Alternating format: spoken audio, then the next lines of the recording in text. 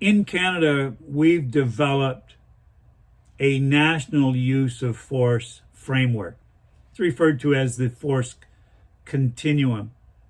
And that has been adopted by every province in Canada. And so here in Ontario, we call it the Ontario Use of Force Framework. It's the same thing. It exists across the country. So we all are talking from the same songbook. It begins, and it's interesting. I attended the Institute of Police Technology and Management in Jacksonville, Florida, years ago. And so I know that many Americans are very familiar with this. The very first step in this force continuum is just showing up to the call. We refer to it as officer presence. Showing up to the call or showing up to the situation. And as you approach it, and as you arrive, and as you're there, is you're constantly looking at that situation. And you are determining, you're assessing the situation, you are planning your next step, and you are then acting. And of course, this is all based on levels of your perception and the cooperation or somebody not being cooperative. The very next stage in that continuum is your communication skills. And this is one of the reasons why police officers need to be good communicators, is being able to get people to do, again, this is all about compliance, getting people to do what you want them to do.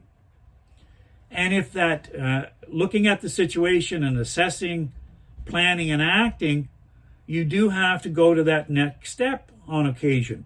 And that is, if somebody's passive resistant or actively resistant, or if they become assaultive, there's a number of tools in our tool belt. First one is soft, open hand control, where you can physically take a hold of somebody and get them to do what you want them to do. Physical control. It could go to the next step where it's hard hand. Sometimes you're required to fight. And so you may have to use hard hand control. Talking hands again. But depending upon whether that person is actively resistant or if they've become assaultive. Another tool in your tool belt is that you may end up using intermediate weapons.